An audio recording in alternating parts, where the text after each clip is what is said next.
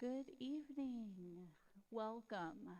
Thank you so much for coming this evening. I know that senior year especially is very busy with different homecoming events and athletics and clubs and all sorts of things. But thank you for coming. This is really important for all of us to get a full understanding of the financial aid offerings as well as how to navigate it.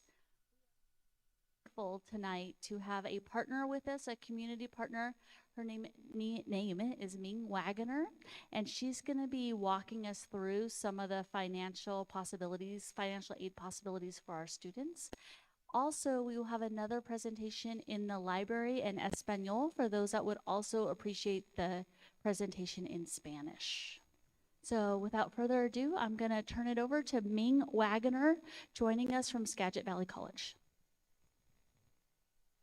Thank you so much. All right, thank you everyone for coming tonight. I know I was already introduced, but in case you didn't catch my name, Ming Wagoner. I'm one of the financial aid navigators at Skagit Valley College. I've been with the college for about 1.5 years now, and I figure instead of waiting, let's go ahead and dive right in. This is our Financial Aid 101. So there are 4 general types of financial aid. Most of you will have heard of these before. We have grants, scholarships, work study, and loans. Some of those financial aid options you do have to pay back. Others are considered gift aid. So for grants are free money that are provided to students. This is money that you don't have to pay back. Our largest grant provider is actually the federal government. Many of you may have heard of the Pell Grant. The amount is based on financial need, which is determined by your financial aid application. This can come from the federal or state government, a college or career school, and private and nonprofit organizations. There's also many different types of grants. Our college here at Skagit Valley College actually has multiple grant departments within the college itself, one of the most popular being our Workforce College Grant. On top of this, scholarships is my favorite form of financial aid, a very critical part of financial aid if you're going to be pursuing higher education. This is free money, very similar to grants. However, most scholarships are going to be based on merit. There are thousands and thousands of scholarships out there, and I highly recommend that you start looking at scholarships ahead of time. The earlier you start your scholarship search, the more likely you are to receive funding. Work study is a less commonly known form of financial aid. How many here have actually heard of work study or know what work study is? Raise your hand for me. A couple. Okay. Yeah, so work study is actually an opportunity where students can work part-time for the college that they are attending. It's a great opportunity for students to not only gain financial aid assistance, but also gain valuable work experience while they're in college. I personally did 3 years of work study while I was at Washington State University, and it made a huge impact for me. Work study funds can be used not just to pay for tuition fees, but actually to pay for anything that you come across when you are existing as a human being in the higher education world. So if you need to buy groceries, if you have to pay bills, work study money can actually pay for these things. Loans are a very important form of financial aid. I know that they get a bad rap, but actually loans can be very critical. This is money that you borrow from the government or a money lender, and you need to be enrolled in a minimum as a half-time student. A lot of people don't know this. Half-time student at Skagit Valley College is a minimum of 6 credits or more. Federal direct loans usually have lower interest rates than other types of loans, so if you're going to get a student loan, I highly recommend that you go to your college website and you go through a loan process through their website rather than applying through a private vendor. Interest rates can vary depending on the lender you go through, and federal direct loans are usually going to have the lowest interest. So, what is financial need and how is it determined? Financial need is a term that you're going to hear thrown around quite a bit while you're exploring financial aid. This is cost of attendance minus expected family contribution. So cost of attendance are going to be things like tuition, fees, transportation costs, costs of housing. Expected family contribution is a measurement of a family's ability to pay for college and it's determined through a formula from the federal government through the FAFSA. So I know I touched on expected family contribution a little bit. Some things to note is that items that are considered in the formula are going to be varied. There's a lot of information that's collected on the FAFSA, like how many people in your family are going to be attending college? How is your family's income? Are there any students that are going to be considered homeless? All of these things, all of these little demographic things are going to be calculated to determine EFC. Schools use EFC to determine if a student's federal, state, and institutional aid is eligible. Lots of things go into this formula, and once EFC is determined, it doesn't change. There are two financial aid applications that are pretty critical for us here in Washington State. The big one is the FAFSA, the free application for federal student aid. This is the big one that's going to apply for all federal grant programs as well as loans. And then there's the WASFA, which is our Washington State application for state financial aid. And this is for our students and our parents who may not have Social Security numbers. This is a great option as well to provide funding for school. So here are a couple of items that you're going to need to complete your financial aid application. I see that some of you brought notebooks with you.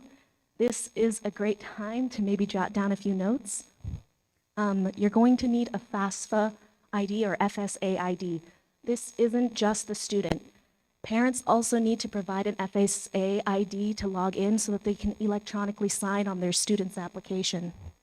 You're also going to need your Social Security number, or if you don't have a Social Security number, an alien registration number. You'll need your state ID and your driver's license, as well as your 2021 tax return.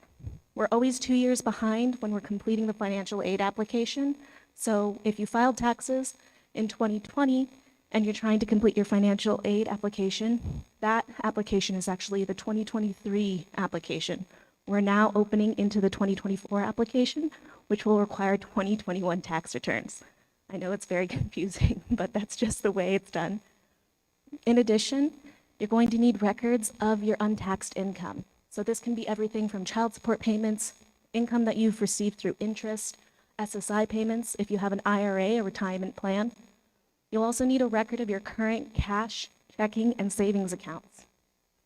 Lastly, bring a list of colleges or professional technical schools that you're interested in attending. When you complete the financial aid application, you're going to select which schools you want your application to be sent to. And there really is no limit on how many schools you can send your application to, and you don't need to apply to a college ahead of time to send an application for financial aid. Oftentimes, what students will do is they will send their financial aid application to multiple colleges and schools, and then select which school to attend based on who provides them with the most aid award. Yes? The FSA ID is actually your login credentials for fafsa.gov, also known as studentaid.gov. That is the online financial aid application. Yes, students can create their account by going to the website as well as parents. Yes.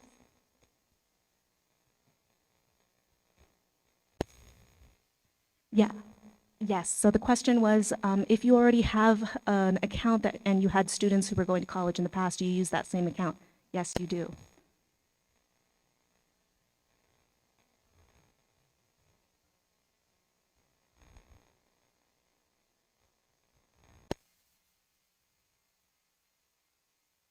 I would say that the safest thing to do would be to get a Washington State ID if your student does not already have an ID or a driver's license.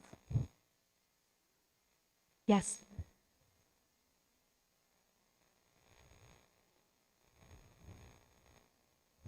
Yes, so the question was, if you've already submitted the FAFSA and you have selected schools already, can you go back in and select more? Absolutely, you can. There is an unlimited number of times that you can submit your financial aid application. There's a limit of 10 per submission, but you can resubmit over and over and over again. I've had one student who submitted 28 different financial aid applications, so 28 different colleges. So it can be done. Oh, yes.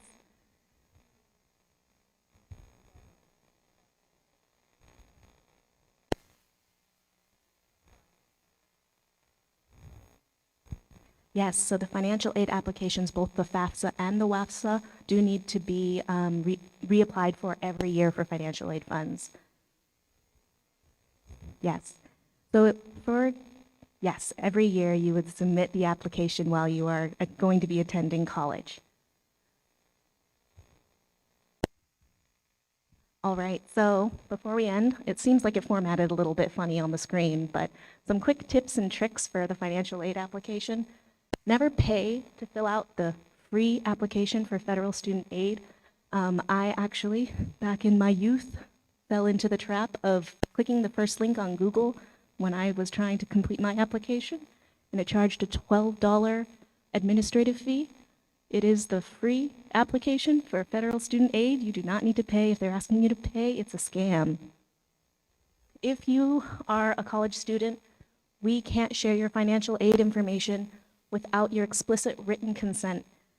So oftentimes we'll get parents who are very involved in their students' academic career, and they want to make sure that their students are getting all the things that they need done. We love those parents, but when your student becomes a student at the college level, the financial aid office, the enrollment and admissions office can no longer share information with parents unless the student has explicitly given us a release of information for the parent. Financial aid will only support classes that are required for the completion of a valid degree or certificate program. So if you're really gung-ho about college classes and you have a wide variety of interests, you want to make sure that the classes that you take and enroll in are going to be directly supporting a degree you're going to pursue. If you're going into music history and you're taking all these miscellaneous physics classes that aren't related to your degree, you're going to have to pay for those classes out of pocket. The Washington College Grant can only be used at colleges within Washington State. So a lot of our students often will look at out-of-state colleges. Some of our students are looking at Ivy League colleges as well. All of our Washington State students get Washington College Grant, but if they aren't going to college in Washington State, they can't use it. And lastly, when completing the FAFSA, you should list all the schools you're considering attending, not just a couple. This will save you time in the long run. You can always go and log back in and submit more schools. All right. So this is my contact information right up here. Again, my name's Ming Wagner. I'm one of the financial aid outreach navigators. And I'm happy, I also have business cards here for parents and students who might want a contact who knows financial aid. Please contact me via phone or email. A student doesn't have to be coming to SVC to get support for financial aid from us. So use me, I'm a resource and at your disposal. Were there any questions? Yes.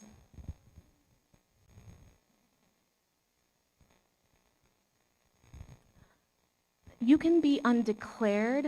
However, typically most colleges have a coding for a student who has an unspecified degree as general studies. And general studies is a degree pathway. Yeah.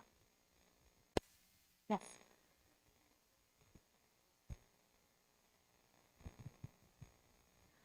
No, they do not. So the federal application, the FAFSA, is for any colleges in America, in the United States. So if you have colleges that are out of state that your student is interested in, have them send their FAFSA application to those colleges, please. Yeah. The WASFA will be for Washington State colleges. Yes.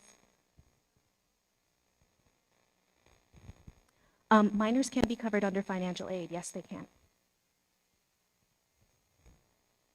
Any other questions? Comments, concerns? I really want to drive home one point because it's something that kind of runs into a barrier often at our financial aid workshops.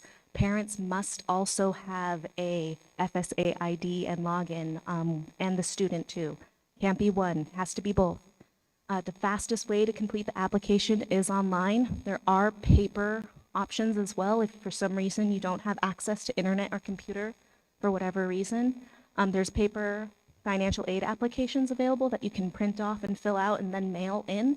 But I'll warn you ahead of time, snail mail takes longer to process, and everything through the federal government takes a little bit longer. So I would highly recommend that you go the online route. because their processing speed is 3 days, whereas snail mail processing speed is anywhere between 9 and 10 business days. Yes?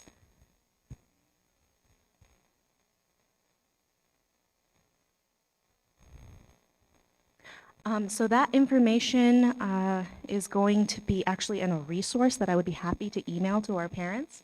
Did you sign the guest sign-in by any chance?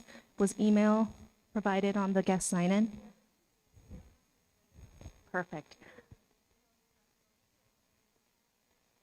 Yeah, so that's a lot of information. We actually have an entire web page on at skagit.edu that's dedicated to loan limits, loan amounts, because it's going to differ based on credit load and as well as what year the student is in college. So I would be happy to provide that information to Kara, and she can email out those resources to our parents.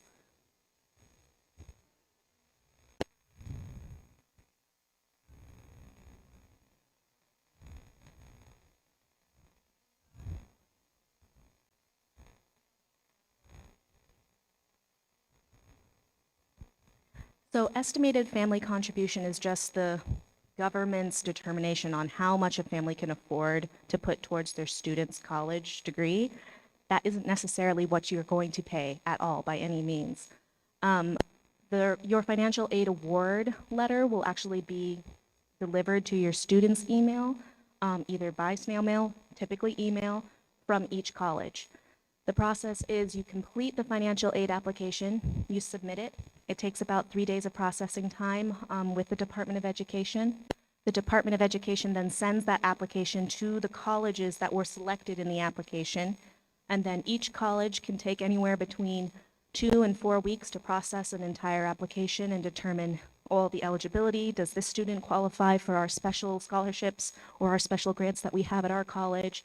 And then we'll send an award letter to the student via email.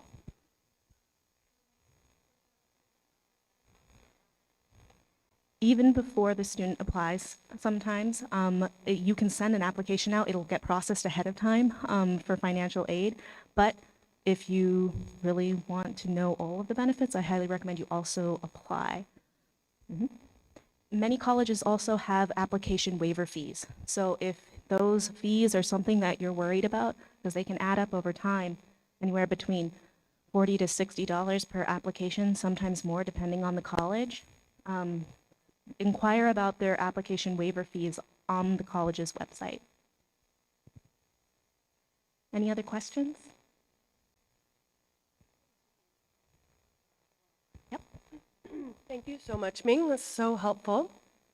We're so grateful to partner with Ming at Skagit. I'm Kara Fox. I'm one of the counselors here at Anacortes High School and Capstani High School. I oversee students with the last names that start H through PA. So if I haven't met you and I'm your student's counselor, please feel free to come say hello. I wanted to follow up with just a few things, and if you think of other questions for Ming, please just jot them down and remember them, and Ming will still be around for a few minutes. Also, I do want to just say that we have Herzon here from Skagit, so if there is anyone that prefers to talk about financial aid in Spanish, I think Herzon is still here and would be happy to speak with you about financial aid in Spanish. We want to make sure to offer that opportunity. We have a sign-in sheet. I think I got it around to most of you, but if you haven't signed in, if you could just raise your hand and maybe I could get some help just bringing that around. Thank you so much, Dr. Dewey. A couple more things about financial aid and specifically AHS and Capstani. So as an Anacortes School District student, I want to make sure that everybody knows that we update our scholarship website every week. And the way you would get to that is just Anacortes High School, find the Counseling Center. It's pretty easy. It's under departments. It's also under families and students tab. The scholarship link, we put a lot of time and effort into updating the scholarship list once a week. So I encourage you all to start checking that regularly if you haven't been already, as well as just to definitely call out the Anacortes Schools Foundation scholarships, which will open up in March. If you're not familiar, this is a very large and very generous amount of money for this year's seniors through the generosity of our community. So Again, Anacortes Schools Foundation opens in March. So I encourage you just to put a note on your calendar. Of course, we'll email all of that information out and have presentations and things as well. But definitely keep March in mind for applying to the Anacortes Schools Foundation. There's so much opportunity there for graduating seniors at this school this year. And yes, thank you. So this relates to an important question that we often get is, should you fill out the FAFSA if your income is higher or if you don't need aid for school? The answer is yes, absolutely. Please fill out the FAFSA. Everyone should fill out the FAFSA. There's no income cap or any restrictions. Again, even if you don't need financial aid for college or your student's college, you will need certain information from the FAFSA, including the expected family contribution that Ming spoke about, the EFC. So again, please fill out the FAFSA if your student is applying for even just merit-based scholarships and even just the Anacortes Schools Foundation, which they have both need-based and merit-based scholarships. There's really something for everybody. So please fill out the FAFSA. No matter your income, you will need that information, again, if your student is planning to apply for merit-based scholarships and the Schools Foundation. Also, just a heads up that this evening is recorded thanks to Mr. Thompson and The Rock, our media program here. So if you have other people or you want to refer back to this information, you will be recorded, not like you all, but just the presentation and Ming.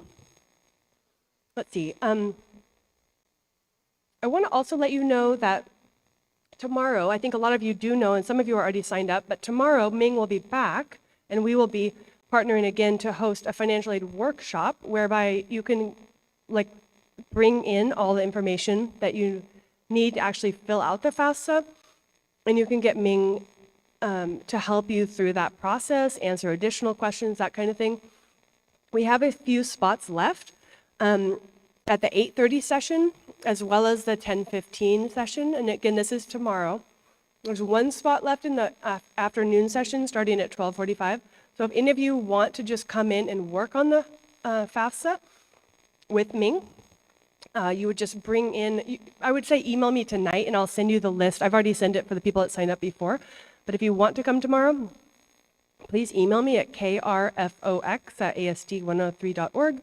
And I'll send you the list of things that you need to bring. It's quite a long list. Ming referenced it, but if you don't have everything, at least you can get started and you'll have an expert there to answer questions. So again, if you come talk to me afterwards or email me tonight if you have an interest in signing up for tomorrow, the workshop. If you do not come to the workshop tomorrow and your student or you have additional questions or need some additional help with the FAFSA or the WASFA going forward, there are some really great resources, including the main organization, nonprofit, is called Futures Northwest in the state that helps with financial aid support. And they offer free office hours virtually. Last year it was every Friday. I'm not sure exactly when they're doing it, but all to say that I will be getting out a lot more financial aid information and support information via our daily bulletin and also in our counseling newsletter, The Current. So please just email me. But I want to make sure you all have support. We don't, the 3 counselors can provide some support. Ming is offering to provide support as well. So feel free to grab her card tonight. That's an incredible resource. And again, your student does not need to be going to Skagit. It's pretty amazing that she offers that support. And then there are also virtual opportunities, and we will be advertising those just for your information through primarily the daily bulletin. So lots of good opportunities. You don't never need to feel kind of stuck. We can make sure to get you connected with some good resources. I think Ming pretty much covered this. I just want to say a few last things. We get a lot of the same questions, so I might as well cover some common questions. We do have several students actually applying to international schools, whether in Canada, Europe, etc. And the FAFSA is just for schools in the United States, right? Yeah, so honestly, I don't really know a lot about financial aid if your student is planning to attend a school in another country.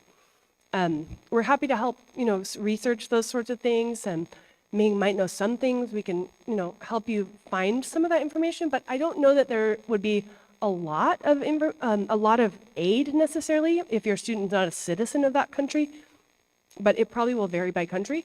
However, scholarships might apply. So that's something that's come up more this year.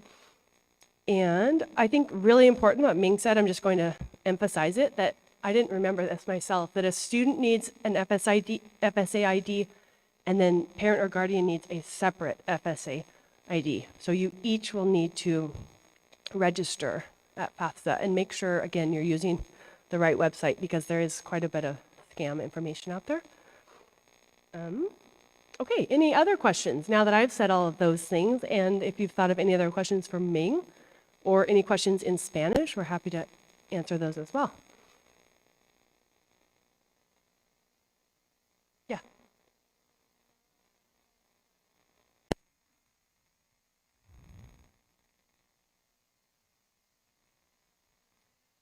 Good question. Ming, I'm pretty sure, sorry to interrupt, it's a household income, right? So if like there's an additional adult, a family member, like would it be the household income? Mm-hmm. Okay. Yeah, legal parents' income. Thank you. Okay. Yeah, if a student has income, but yes, legal parents' income. Yeah. We do occasionally encounter some scenarios where maybe a student lives with, say, you know, a relative, and if it's not the legal guardian, there can be some unique scenarios, and we'll help you through those, or Ming will for sure help you through those if that comes up, okay? Other questions or other things we can help with? Also, I'm happy to answer in just a few, like if just college questions in general. I know this is like Common App season right now, Coalition App, students are working on that, letters of recommendation, anything like that. We covered a lot of that last week in the senior night, and then tomorrow is the senior meeting. And Running Start students, we will email, by the way, if your senior is a Running Start student and the senior's not at the senior meeting tomorrow in advisory, no worries. We've been getting lots of these questions. We email out throughout the year the same information for all seniors. If a student is not in advisory here, we make sure that we email to the Running Start students, or if a student is in NCTA morning and doesn't have advisory here, that kind of thing, we make sure that all of the information is covered, but students need to check their emails regularly to get all the information that's needed. Any other questions? Yeah.